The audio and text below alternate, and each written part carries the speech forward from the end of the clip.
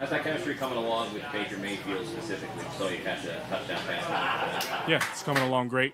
Obviously, he's a seasoned veteran and knows what he's talking about. So it's just about being on the same page with him. And I think a lot of that chemistry comes from me knowing what I'm doing and learning the playbook, knowing every spot. So he can know that I'm going to be where I'm expected to be at any given moment. And over time, as he's watching film and we're watching film and we're like just creating that chemistry, he'll be able to trust me more and more. We asked you about it later or earlier in the offseason, but Emeka Egbuka has had some training camp days under his belt now. What have you seen from him, especially now that you guys were in paths yesterday and his stride? I've seen what I've expected to see from Emeka. Already a true professional. You know, he's going to be an unbelievable playmaker and have a great career in this league.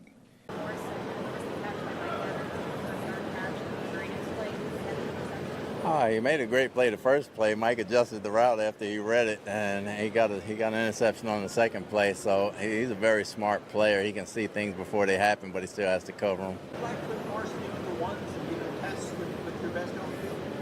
We throw a bunch of people in with the ones just to see what they're doing. So Morrison's learned enough where he can go in with the ones and not flinch. We want to see when we throw guys in there how they respond. Some guys go in the tank and some guys respond. He responded. How's that chemistry coming along with Baker Mayfield specifically? So you catch a touchdown pass. Yeah, it's coming along great. Sorry about that, guys. Had it on the loop. We are back as special live stream here on Wednesday night. Real Bucs Talk live with you all. It is football season. We are officially getting very close to the Buccaneers' first preseason game, which is next weekend. Very excited about that. A lot to discuss. A lot has taken place, as you heard in the video there.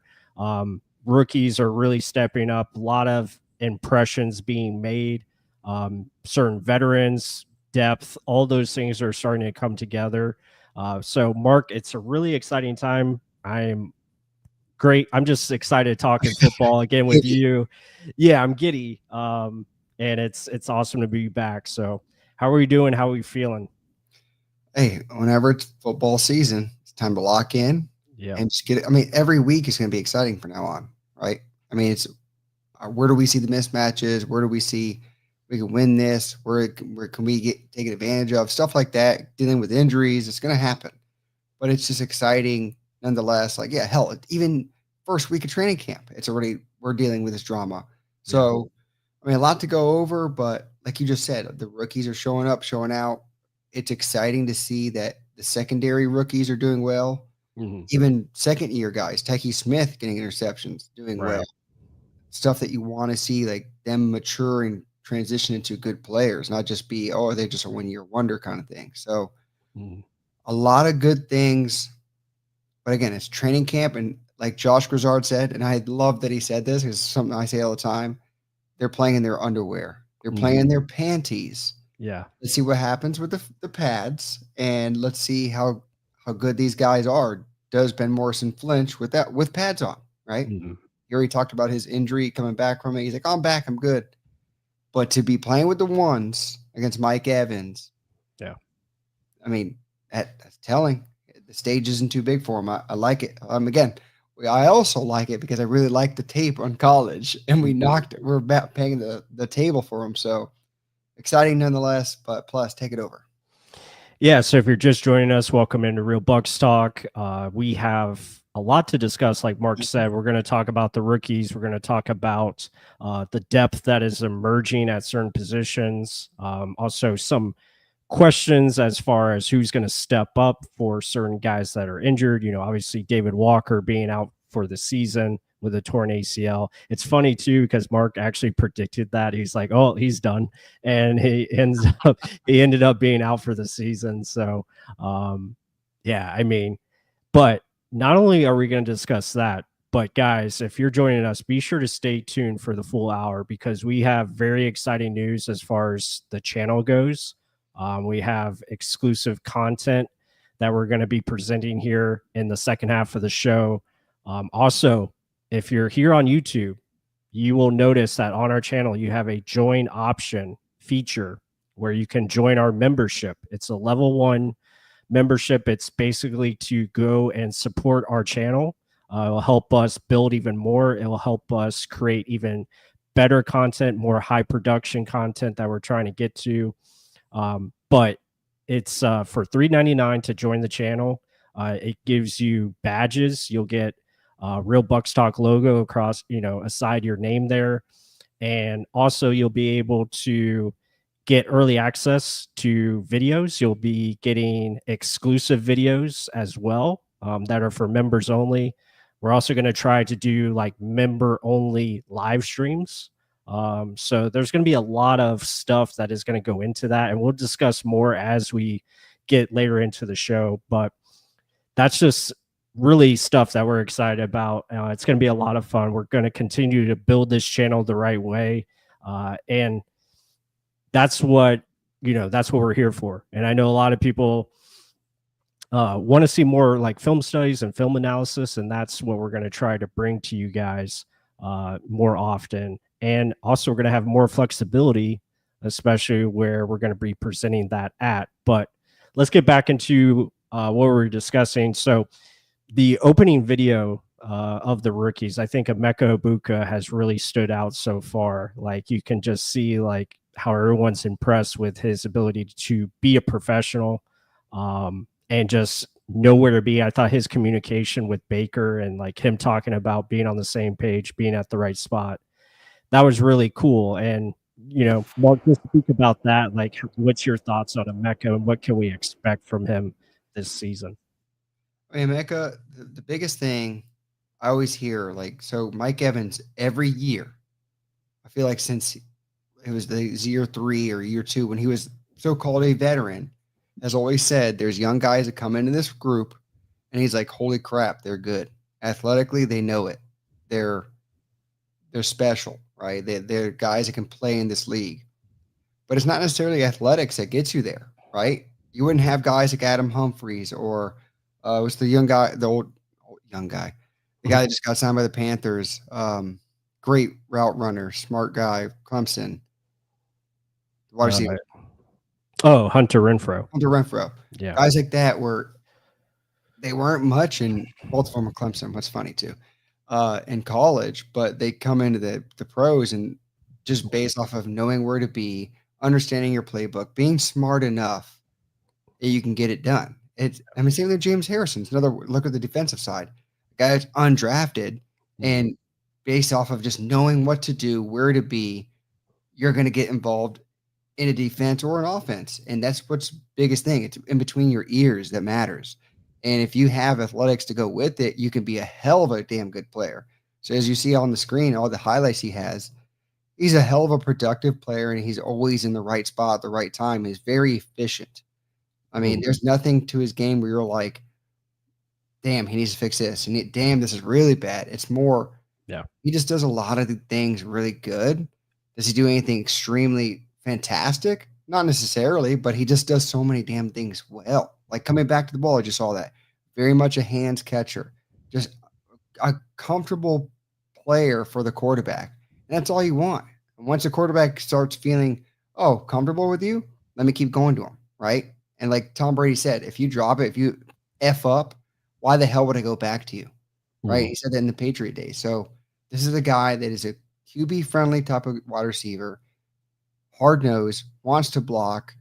It's not just the quarterback. It's the running game. It's the whole enchilada, right? He's going to be involved in every phase of the offense. And that's why he's in my opinion, a special player. It's just how good can he get? Yeah, I agree. I mean, he's a superb talent, and I thought it was, pretty cool to see that Mike Evans believes he's going to have a heck of a career just based off the little time that he spent with him so far. You can see that him becoming, very close friends with Chris Godwin. They have a lot of similarities to their game. The route running, just knowing the ins and outs of the offense, knowing all three positions, I think is really cool to see him grasp at and become basically another offensive piece or weapon for this team. And that's going to raise everyone else's game.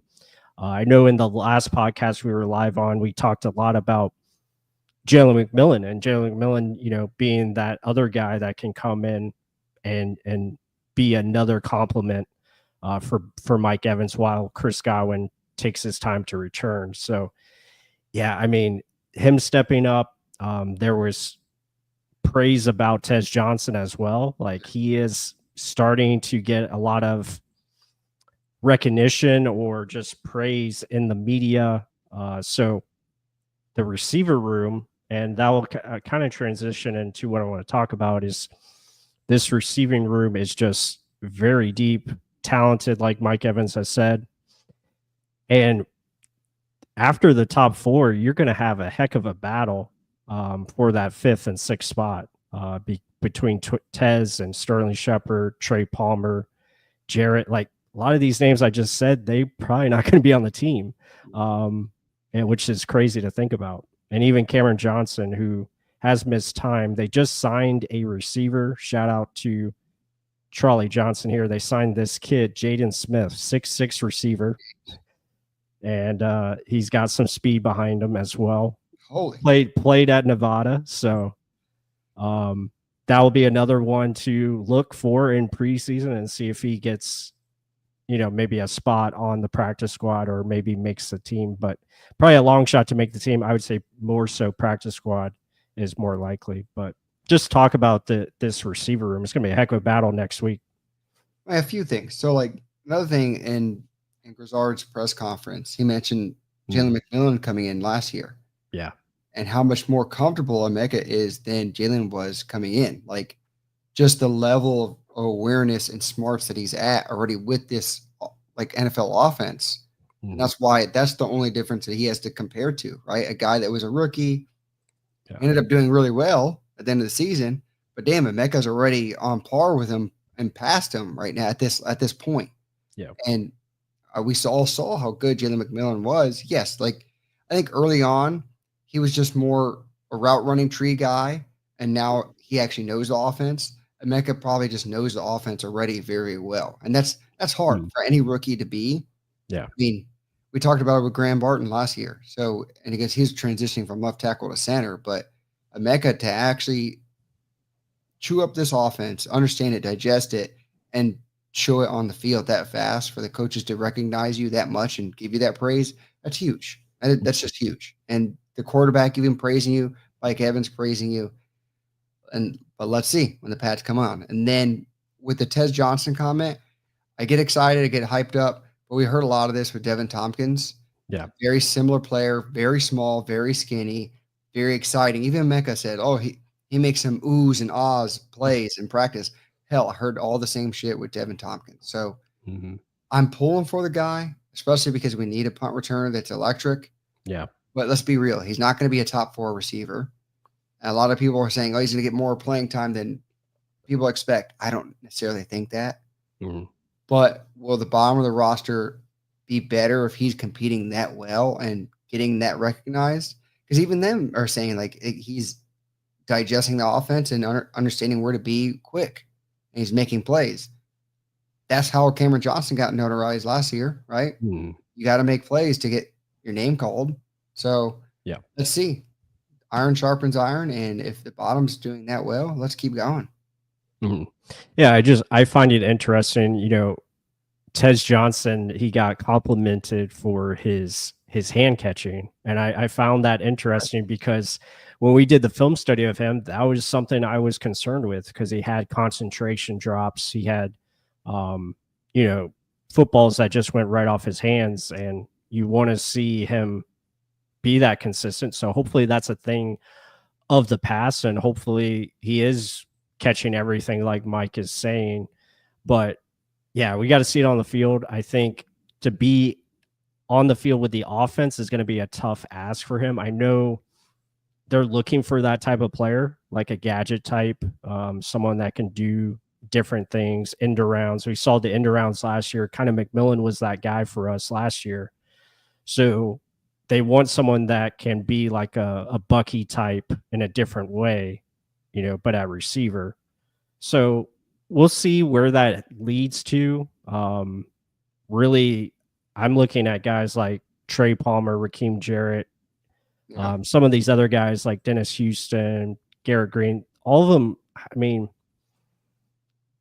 are looking on the outside in. Like, I know Sterling Shepard people want to keep, Ryan Miller. but yeah, Ryan Miller too. So yeah, it's gonna come down to like who makes plays in these games coming up starting next weekend. I think they're gonna get a lot of reps next week because we probably won't see. You're not gonna see much of Ibuka out there. You're not gonna see McMillan. Mike Evans won't play, No. so you're gonna see, Shepard. You're gonna see Tez Johnson, Trey Palmer, all these guys, and who can be that consistent playmaker for your offense. I mean, another cool thing that they asked Mike Evans, I mean, this is applying to the offense, not necessarily a receiver room in general. It was just they were trying to poke him to get some more information about what's the difference between Grizzard and Cohen from last year, right? I'm not going to give you that information. Right. But then he subtly just says, I mean, it's an easy transition. It's very similar to the last year. We just have different wrinkles. And we kept hearing that from the coaches too. It's good to hear that turnover from the players as well. It's nothing dynamic. And Grizzard backed it up again saying, okay, we had a good running game last year. We know what we were good at. Why change things up? Yes, Cohen literally masterminded everything, like changed everything. Like we went from dead last to top 5 in running. That is amazing. Was it because of crappy players?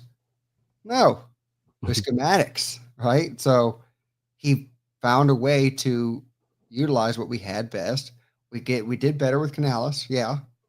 But then we got even better. So like why change something that's broken? You just add wrinkles on top of it. And I think that's the smart way to do it.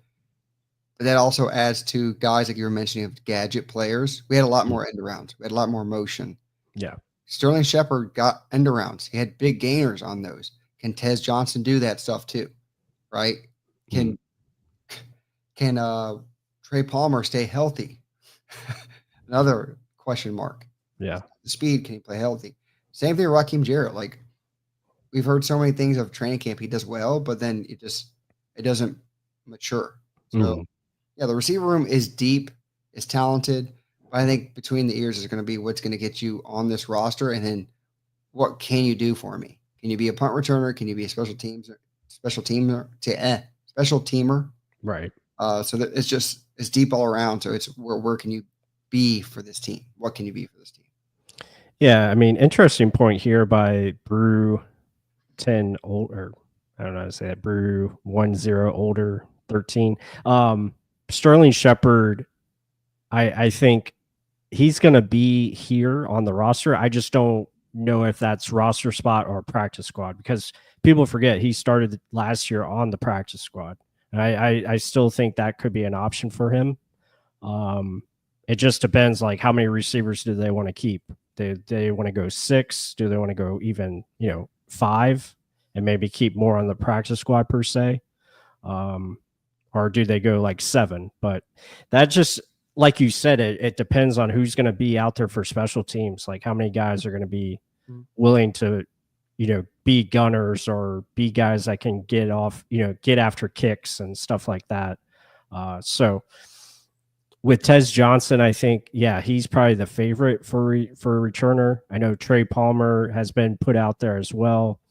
I really want to see Cameron Johnson, so I hope he can get back on the field. He's been out with an injury. That's been the thing with him. Like he just unfortunately can't stay healthy. He seems to get hurt at the wrong times. So hopefully that can progress where he's back out there next weekend. And but really, yeah, it's just a strong group. It would be something to monitor if they do decide to trade Trey Palmer. I wonder if they could get anything for him. Probably not much. You're probably looking at late draft pick, but maybe they pull that off. I don't know. What's your thoughts on that as far as maybe trading one of these guys? I mean, if there's any market, yes. I mean, as long as it's not your top 4, go for it. I mean, the Sterling Shepard comment, Sterling Shepard had never been on a team with Baker Mayfield in the NFL until last year. Yeah. So I don't think that's at all. Yes, he is a fan favorite. He's a Baker favorite. He's a front office favorite. But if there's a guy that is very young, 21, 22, showing very much potential to be either a returner or a great special teamers or potential to be a 3 or 4 type of guy. Why?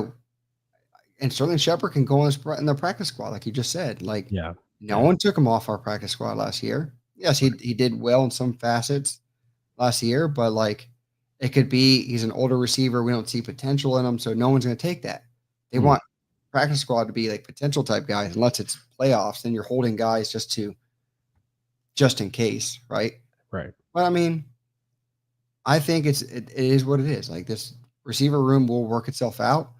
The guys that make plays will probably be on the roster, and the ones that don't, either hope they make it to your practice squad or they're on another team, hopefully. But either way, you want what you want, which is a whole lot of talent competing against each other. Yeah. Yeah. I mean, I'll pose this question, getting back to Ibuka, just because he's getting a lot of praise. Do you feel he could maybe have the best rookie season for a wide receiver by the Bucs? I know Mike Evans had a pretty good rookie year, but do you think he could surpass that? Not a chance. Not a chance. There's just too much in front of him. That is true. What was in front of Mike Evans? Not a damn thing. What was in front of Michael Clayton on his great season as a rookie? Not a damn thing. Yeah. Like, so he has a Hall of Famer, Mike Evans. He has Chris Godwin, who is a target magnet from. Yeah, it's going to be hard to beat this.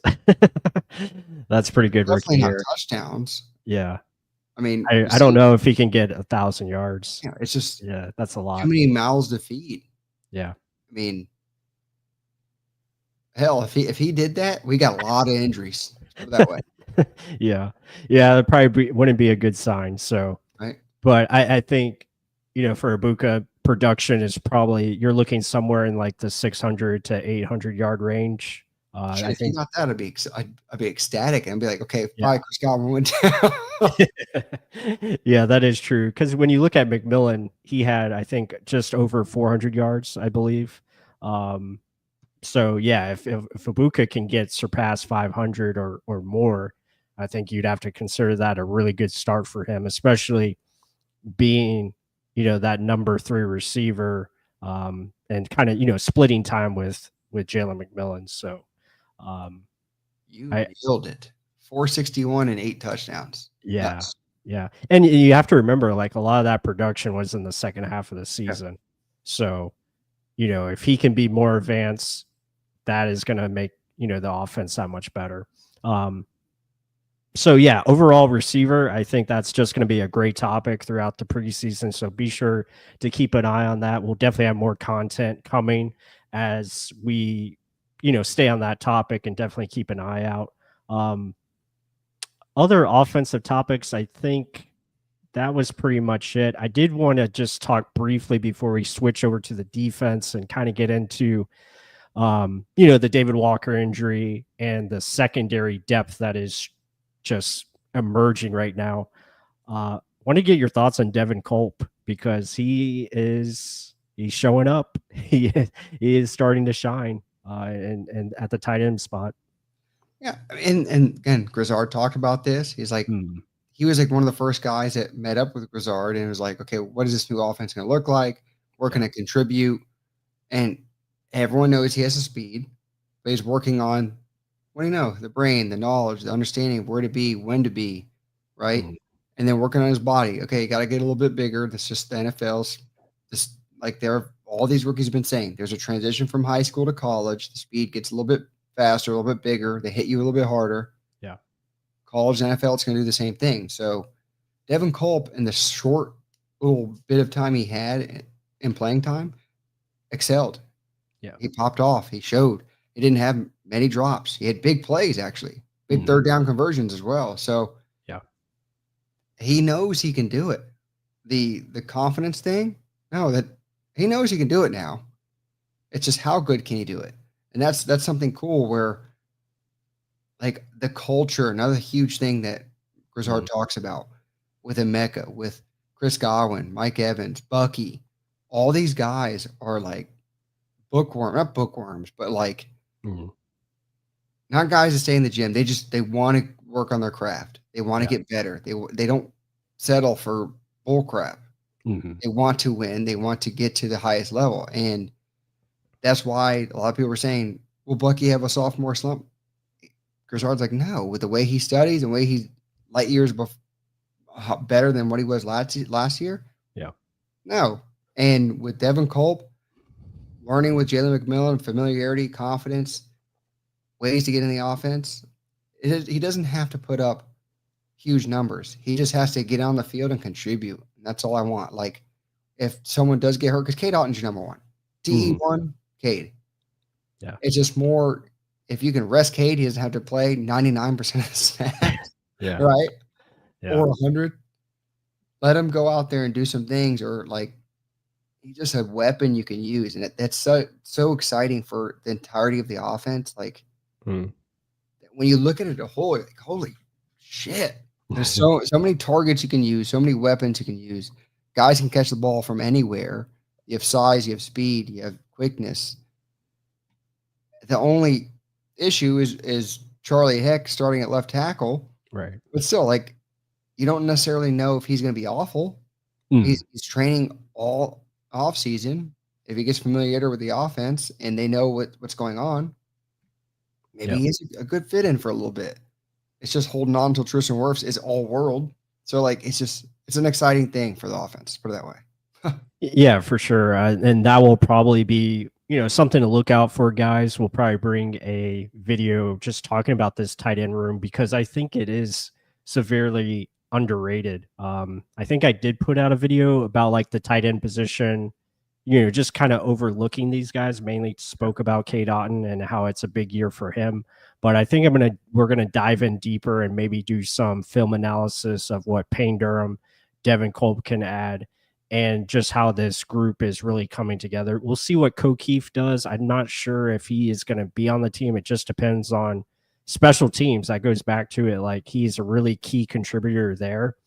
If they keep 4 tight ends, again, it remains to be something to, monitor. But Payne Durham, I think, is going to be utilized way more, especially early in the season, as a blocking tight end, as a guy in the red zone. Because they're going to have him next to Charlie Heck at all times, pretty much, or if they have to. Right now, they're going to test and see what it looks like. So, speaking on that, like, yeah, I think it's just almost a sure thing. Payne Durham's going to beat out Coe. Yes, Coe is and Devin Culp's moving up. So, yeah, he's a phenomenal special teams player, tackler, and everything. It's just, you can't really put him on the offense that often. Yeah, right? He's very, very limited. Yeah. So Payne, he's done well in certain aspects. And if he wants to be a dominant blocker, that takes what Coe does the best at, right? Yeah. Yeah. And Devin's already willing blocker. So it's, and Cade's already improved miles and miles as far as being that all around tight end. So you really have a good group. I think it's very underrated. And it's going to be exciting how they're utilized. I am happy, real quick, and then we'll really shift gears to the defense. Yeah. I'm happy they added some depth along the offensive line. They had some injuries there. Sua Opeta has suffered some setbacks, so we just don't know when he's going to return. Michael Jordan, not the basketball player, not the GOAT, but they did sign. They're calling him Mike Jordan on the roster. So they signed him. He's going to play some guard and some tackle. I'm just happy that they were able to move Elijah Klein back inside. They also brought in Tyler McLean, I think is how you pronounce it. He's going to play right tackle. Ben Chikuma is going to be your backup left tackle. So that is good news. That will be something to definitely watch next Saturday, the backup offensive line. How does these guys perform, especially Jake Majors? It looks like he is winning the backup center job right now. So that'll be something to definitely monitor next week. Yeah, this is the fun nitty gritty times, guys. This is where you get to see the tape of guys. You're like, who's that? Who? You're like, wow, he's doing pretty damn good. But like, this is where guys make teams, guys make rosters, and they show names. And like, this is the fun part. I know like the NFL regular season is excitement, but this is fun where you build a team, and it's cool to see it.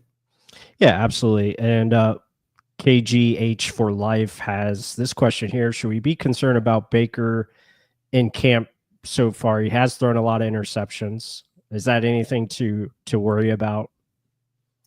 No, Tom Brady said it too. You go test yourself Yeah. in preseason, or not preseason, training camp. Like, Yep. can I throw in that window with this play call against this defense? Mm-hmm. Should I force it? Can I force it? Right. What is my player going to do to react? Like, will this guy jump up for this ball? Okay, he didn't do it. I'm not going to trust him next time to do it. Mm-hmm. So a lot of it's more head games, figuring out each player you have, and also like, if it is an interception, you're going to go over there and be like, this is why we got an interception. Like, you didn't come back to this spot. I wanted you to be here. So a lot of it's more the communication and understanding together as the team. I don't think it's flat out he's just being an ass. Yeah. And just, oh, here we go. He's going down. So especially with how much he's been talking about how he wants to eliminate turnovers, how much he wants to be just that, not game manager per se, but just control the ball as much as he can and rely on his kicker. Yeah. Understand situations. This isn't a game. This is called in. Like even Grizzard said it. We're calling 25 to 30 minutes of plays back after back after back. It's not like it's just a drive. Mm-hmm. It's flat out. Just keep going. Let's just keep doing it. Oh, did that work? Good. Let's keep doing this. Put that in our bag of tricks for good. Mm-hmm. Right? So it's more of a testing things. Yeah. Testing and see what we got. Mm-hmm. Yeah, I agree. I'm right there with you. So that is our conclusion. Just talking on the offense, really intrigued by the receiver position. So be sure to keep your eyes for that. It's going to be a lot of fun. And with that said, I want to bring this up here if I can. There we go. Okay. Hit that like button. Be sure to subscribe if you guys are new to the channel. Again, if you missed it in the beginning of the show, we do have memberships available now on our YouTube channel. You can hit that join button. If you go to our channel, it should pop up as join, and you can click on that and become a member of Real Bucs Talk. You'll become officially a RBT insider, and you get exclusive content, exclusive live streams, videos, a lot of fun stuff. So be sure to check that out. We appreciate everyone in here. Appreciate all the support you guys have given us. This is why we do this. We do it for you guys. And it's a lot of fun. So again, let's continue. We'll move back over here. Let me bring up, if I can get this back up here. Having trouble adding things. Okay, there we go. As we transition to the defense, the big story, the Buccaneers did lose David Walker, the Bucs' 4th round pick this year. He's out for the season, torn ACL. So quickly, Mark, just your thoughts on David Walker and what does that do for this edge room? Does it really change anything, or do we still feel confident about this edge pass rushing group? I mean, let's be real. Again, look where draft position was. I know Bucky was a 4th rounder last year. Right. Still, so draft position. Let's look at also who was above him. You have Yaya, you have Chris Braswell, you have Hassan Reddick, and he's probably going to be competing for the 4th or 5th type of edge rush, right? So, yes, it does suck that he got hurt. I mean, he was a guy that got high praise all throughout the offseason, a guy that was a culture guy as well, but you got to keep moving on. Do you see that jump from Chris Braswell that you were hoping for? Hope, right? He's definitely going to get the reps now because there's not much more to share. But Anthony Nelson's still there. So, like, would Walker have beaten Anthony Nelson? I don't know. Right? And that's just based off of his headspace and understanding the NFL game level. So, let him mature, let him get ready for next year. But it does suck, to be honest, like, because you want to see this in preseason. Like, he had the motor, he had that tenacity. Like, I loved doesn't look like a chiseled guy, but plays like it. It's something we're going to miss in preseason.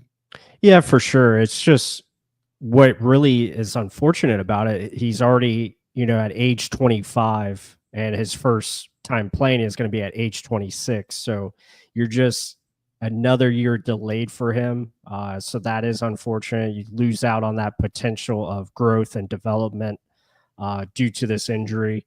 But like you said, at the same time, that is a big opportunity for guys like Chris Braswell, who we do have a video up right now on the channel. If you become a member, you'll be able to watch that video at this moment. It's a great video about Chris Braswell and going into some of his film and talking about his opportunity that is going to be up this year and how he can progress and hopefully become a bigger factor, because when you turn on the tape, he was definitely coming on strong towards the end of the last season, played well in the playoff game, did a lot of good things. So there's something, to look for there with the edge group. And I'm with you. I think pretty much status quo, stays the same with the pass rush.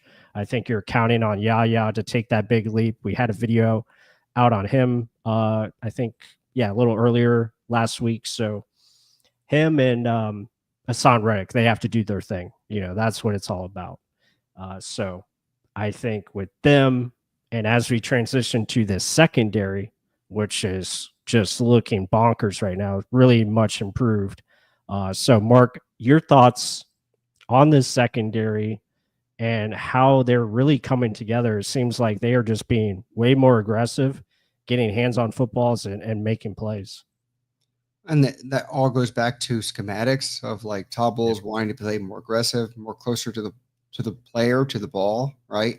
Right. And it showed again with the types of guys he drafted. Ben Morrison at Notre Dame played a shit ton of man defense, literally on your face, messing you up your route immediately. We have film studies on that. Go check that out. Same thing with Parrish. Very gritty, aggressive type of player. Even though he's smaller in stature, literally would mess everything up. No route tree was correct because he's in your face mask. So, I mean, these are guys that you drafted to fit the mold that you're trying to play. And I go back to Grizzard again saying the only guys, nothing's really surprising me, but the competition level of guys like Ben Morrison and Parrish, Jacob Parrish, are showing really, really early and often. Not to mention Bryce Hall getting pick sixes. I think they what do they call him? They have a nickname for him. For the house or something like that. It was like or something like that. But like I love it. I make the joke. I call him the good Hall because the other Hall isn't good. I already made the joke. The second you told me Walker got hurt, I go, was it Logan Hall again? Right at his knee? Like I'm never gonna let that down. Mark Andrew, I'm right there with you, man. I'm very excited about the secondary, and there's players that we haven't even mentioned yet, but Christian Izien, I think, again, already has made the team according to Coach Bowles. He is just so important, and the way he's making an impact. The nickel position, I think, is the very hot topic as far as position battles, because you have Christian Izien, you got Jacob Parrish, and a guy that we did a film study on, JJ Roberts, who is getting time with, like, he's the second nickel right now as far as roster or depth chart goes. So you have Tyke, moving to safety. I think that's awesome. Him and Antoine working together. And then the nickel job with Jacob Parrish, Izien kind of being just that rover, multiple spot guy, can play safety or nickel or even corner in a pinch like we saw last year. So with those three, I think I'm really excited about that. And then on top of it, the cornerback position, Bryce Hall really stepping up, because he was signed to be the third corner last year. Like, people forget. And he was doing well. If he doesn't get hurt, like, the secondary's probably fine last year. They're probably okay. Maybe he doesn't change the results much, but it would have helped. So you have him. And the thing I always say about Benjamin Morrison, I put it out there on Twitter. He was the best tape I've seen as far as from a cornerback in the 2023 season. Anybody turn on his 2023 tape, it was ridiculous. It was Against high great. caliber players too. Yeah, I mean, you watch this and he's just so smooth. Just the ability to know things before they happen, like Coach Bowles said in the intro. Like he just has that knack to find the football, make plays, stay in phase. Just a really good player. Yeah, I mean, this guy was a top 15 selection all day, if not for the injury.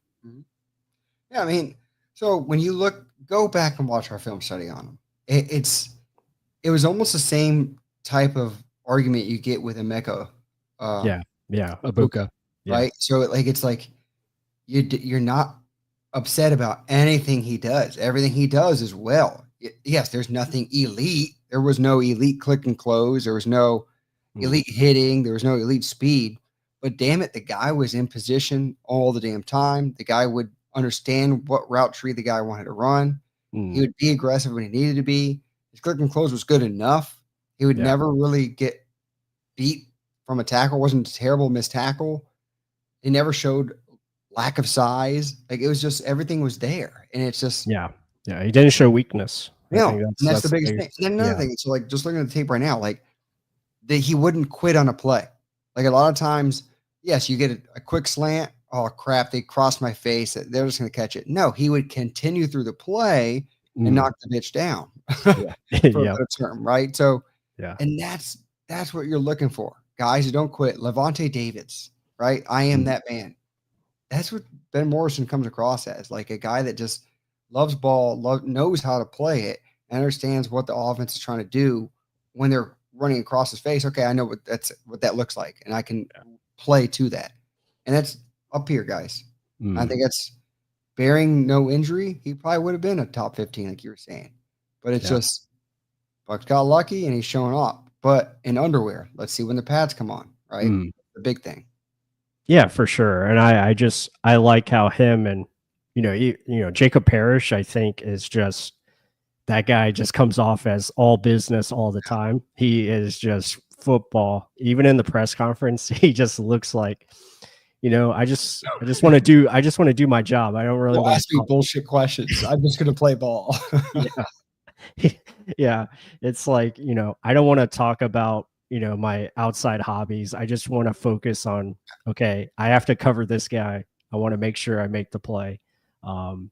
He reminds me of Christian Izien in that way. Izien is like the same kind of mold. Like he just loves the game that much. He wants to tackle, hit, be physical, and be that dog out there. So a lot of fun. I'm just excited that it will be cool to see in the preseason this year, Josh Hayes and Tyreek Funderburk, like who haven't been talked about. Those guys are going to be playing probably majority of the games, or at least in the second half for sure. How do those guys step up? How do they come across? And then, the same thing with like Marcus Banks and Rashad Wisdom. Kayvon Merriweather, I think, is in a battle now because with JJ Roberts emerging, you have him, Tyke Smith, Winfield, those are your two starters. And then you have Roberts and Izien as probably your backup safeties. So what does that look like? So just a lot of competition. We haven't even spoke about Kendall Vildor, who is probably taking over for like the Tavier Thomas role pretty much. That's huge though. I mean, bring back the depth chart. Yeah. Get up really fast. Yeah. So like, it's another thing that's huge. You have the two smartest guys in your secondary, and Tyke Smith, who I'm going to say he's damn smart. Yeah. And Antoine Field Jr. healthy, making plays in the back end. I love that they say they sit next to each other. They're running things across each other. If I see this is what I mean. This is where we need to attack. Like I love the two smarter guys doing that so they can relay it to everyone else in front of them. And Tyke Smith, I think, is the same mold, like you just said, of Jacob Parrish. A guy just likes ball. Like he's so mellow and calm. And when they ask him questions, he's just like, I was playing cover 3. I don't know. What do you want me to say? I went and I saw it and I did it. Like, Hey, real quick, did you roll your eyes when they asked Antoine? I think it was Antoine Winfield. Where do you feel like you're making more plays because all of you guys are in the same room now? It's like where has that been? Uh Yeah, no comment. It's just like, yeah, yeah, go ask Capone. right. Yeah. we I mean, I feel bad. We probably should have made a video earlier on that, but it was just we spoke about it. You know, we've been talking about it on live streams, but it was just funny how they were just so against the idea, and now things are working. You're seeing these guys just the communication is on top of it. They're in position, they're making plays, and we're not seeing miscommunication. You know, I it's mean, just crazy.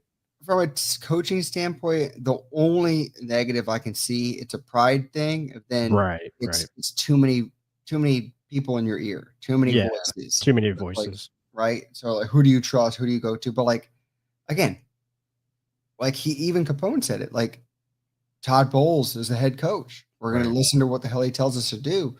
So if Todd Bowles is saying this is how we're going to run it, everyone do the same damn thing. And if my coach is saying that you have to be here, listen, I don't give a crap. The cornerback's going to be playing closer. He's blitzing. Safeties, you got to cover. There shouldn't be a hidden secret of this. It shouldn't. Like, that's why a big room, Todd Bowles said it. Everyone else relayed the message. That's all it is. Mm. Hell, guess what? I guess that's why he got his new deal, because Todd Bowles said what's going to happen, and now they have to follow it, and good praise is coming. So hopefully it keeps sprouting, I guess. But Yeah, we have to. I mean, that'll be again something to watch like next week in the game, because it's different versus practice and in a game. Like, can you make the things happen in game situations? I know it's preseason, but again, a lot of these guys will get the opportunity to play some, and you want to see them transfer that into the game where you actually have to. Hopefully, you see them think less and they can just play, fast and make things happen. So, yeah, I agree with Mark Andrew here again. Everyone is focused. I think they understand the caliber of roster that they have. Yeah. Great job by Jason Light. And they know this is a very important season. Like, they have the components to go very far. Good point here by KGH for life. Too many miscommunications the past year. Yeah, definitely needed a change. And I just like that they're going to try to get back to more press, more aggressive, more man versus zone coverage. Do a lot more things that way. So yeah, a lot of good stuff. it is wild though, the depth that they have in the secondary right now. Being for real, like Jamel Dean went down. You had Tyler Funderburk and Josh Hayes starting. Yeah, now you have Dean, McCollum, Morrison, Bryce Hall, Jacob Parrish, Vildor. Like, those are your corners right there. They could probably play JJ Robertson a pinch at corner, but that's just a really good depth chart right there.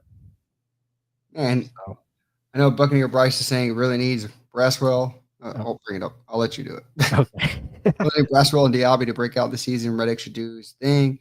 If he stays healthy, the pass rush is going to be crucial to the season's success. I agree. But again, the marriage of the two is going to be phenomenal. I mean, the fact that the secondary hopefully is healthy, or the next guy up is a little bit better than what we had last year. Yeah. I mean, they have to work together, because if Yaya Diaby and Cansey got in a lot last year, pretty quick too. But guys are just running scot-free. And that's not just on the secondary, that's on Servassier, Levante, in the middle of the field as well. Because KJ Britt left a hole in the middle of that field. So I just like the overall depth that they have. I know losing Walker sucks, but like we spoke about earlier, like, you still have a 4 rotation that Braswell, like he said, should do something. I mean, you heard Jason Light talk nothing but good things. Like, he's ready for the next step. Yeah. I mean, we signed a guy that has proven he can do it. So how much splash plays can you get? Kalijah, keep wearing those compression stockings. Yeah. Stay healthy, because I know he's not lying about he thinks he can lead the league in sacks. Like, I think it's true too. He was dead serious. That was at the end of his last press conference. He's like, yeah, I do. I truly believe it. So, yeah, that would be great. Great to see. I think the front four, especially the combination of Hassan Reddick coming in, is, and I spoke about this in the last video we did about Reddick and just the benefits that he's going to bring for others. I think he opens up so much space for Yaya Diaby, but more importantly, he opens up space for Kalijah Cansey, because Cansey is going to be next to him.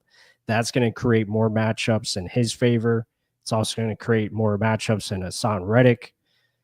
There's going to be a lot of things happening there where I think the edges are going to be able to really pressure the outside shoulders of tackles, because they know the interior pressure is going to be there, because you have push from Vita Vea, you have disruption for Kalijah.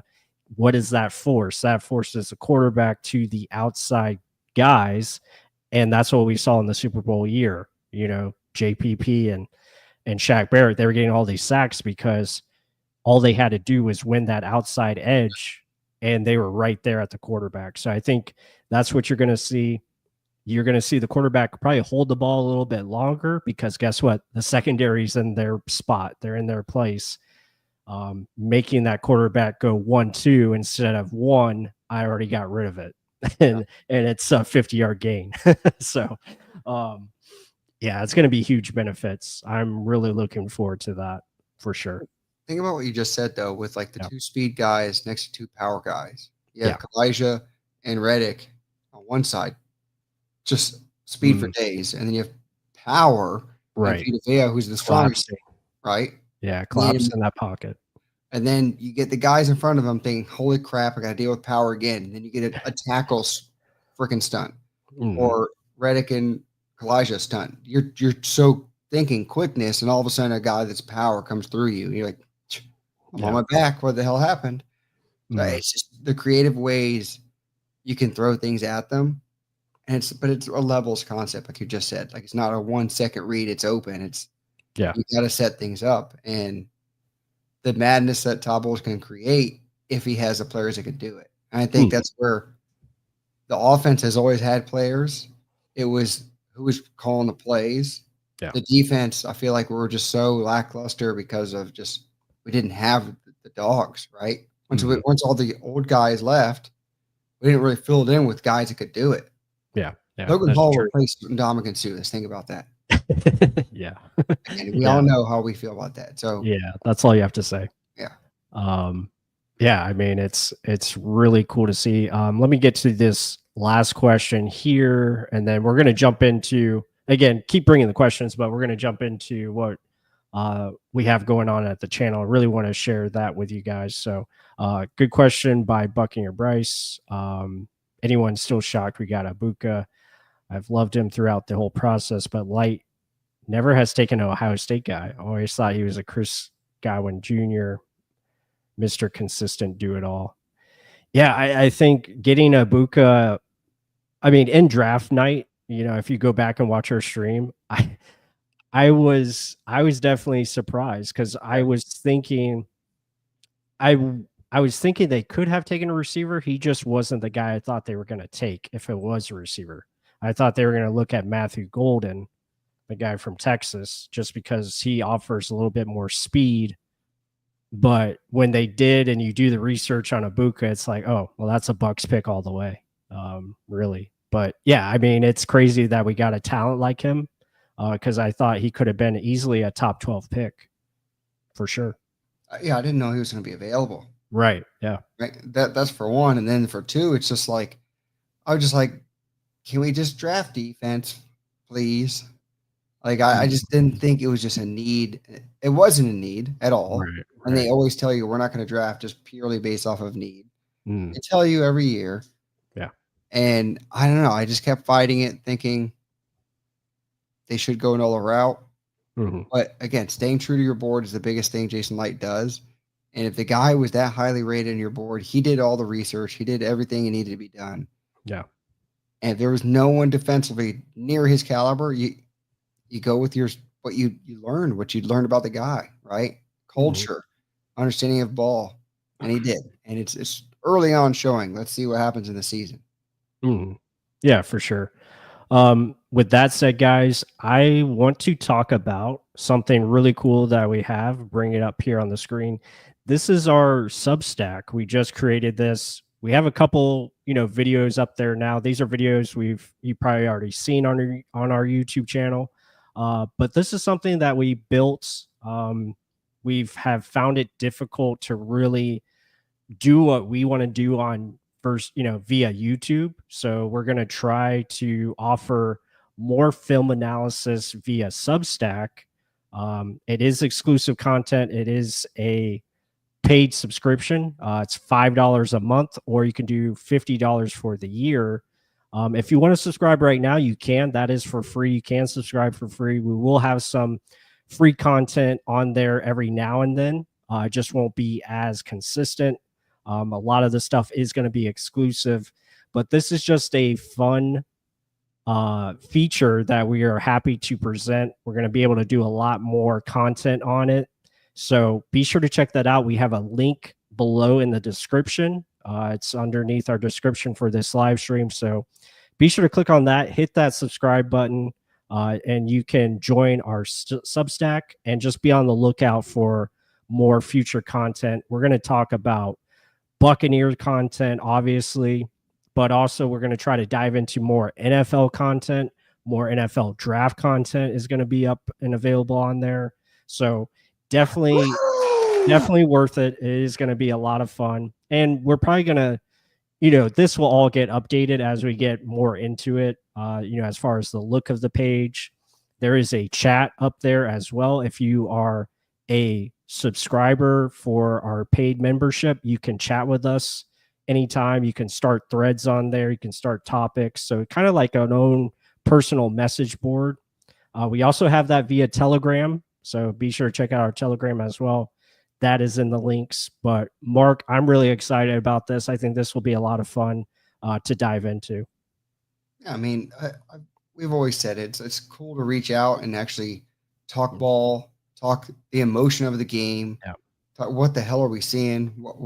What's going on, right? So some people just start yelling at the TV, yell back at us. We'll yell back, right? So it's going to be a fun transition, things we can kind of bring. That's the biggest thing. We always wanted to kind of show what's going on. Because like a lot of radio hosts early on were just saying this one thing that we just despised what the hell they were saying. I was like, are you watching the game? So we just want to bring that to you guys and then interact to see if maybe we see it differently, and then we can look back at it again. And that's why like the chat, you can kind of bring that in and say how you see it to see if that's something we're missing. So I always think it's cool to break things down that way and run ideas off each other. Yeah, I feel the platform of Substack is really cool. Some of our good friends like, John Ledyard has a great Substack. Be sure to check his work out. My other good friend, Josh Capo, he has a Substack. So it's just something that a lot of people are doing and bringing different types of content. We're going to try to incorporate the content that we have been doing on YouTube, but kind of expand it and do it a little bit differently versus YouTube. Now, don't get me wrong. We're still going to have film content for our YouTube channel. It's just going to be a little different. Probably a little bit more shorter versions, maybe a little bit more specific in detail, where we go maybe over, certain play concepts, certain things throughout the game, kind of more so like a highlight feature versus Substack, where that will be more extensive, maybe a longer feature, maybe a longer video per se. So that is something that we're going to try to gear towards and get everything rolling here. But that is the huge news for this live stream. So we now have memberships available on our YouTube channel. Be sure to check that out. And then we also have a Substack that is now available for you guys to subscribe for free, or you can, subscribe for the membership that starts at $5 per month or $50 for the whole year. And again, you can you can cancel at any time if it's something you don't like and say, oh, this is nothing, you can feel free to cancel as well. So yeah, just exciting stuff. It's going to be fun, guys. The season's going to be fun. We're going to keep bringing out more stuff for you. Hey, it's going to be a ride. Let's put it that way. I think we all feel it. It's a good roster. It's a good starting point. Let's just keep moving forward. Yeah, for sure. I'm excited. I hope if you guys are, and if any of you guys are going to the Bucs preseason game next weekend, I will be there with friends, and hopefully I see Mark there. I invited him. We'll see if he comes out. But yeah, just excited to get back to football and check out the team next weekend. Even though it's preseason, it's still football. It's awesome. And the best part is we actually get to dive into the tape. So that will be a very fun part as we move forward. But I think that's going to do it for us. I hope you guys enjoyed this live stream. Again, it was a special edition of the stream, and we're going to try to be more consistent as far as Mondays go. It just depends. Wednesdays might be our new day. I have to talk that over with Mark and just kind of see what will be the best days moving forward, because his schedule is jam-packed as well. So we might be changing as far as our live streams go. Maybe Wednesday is a good day. I mean, what do you think about that, Mark? It's availability, but yeah, I mean, every week we'll probably have one moving forward. Let's put it that way. Yeah, definitely every week we're going to try to be live with you guys. And like I said, if you join the membership, we could have exclusive live streams with our members only as well. And also we probably do a live stream on Substack. So there's just plenty of options that we can go moving forward with, and really excited to bring that with you. It's going to be a fun year. So with that said, everyone have a great night. Go Bucs, and we'll see you next week. Woo!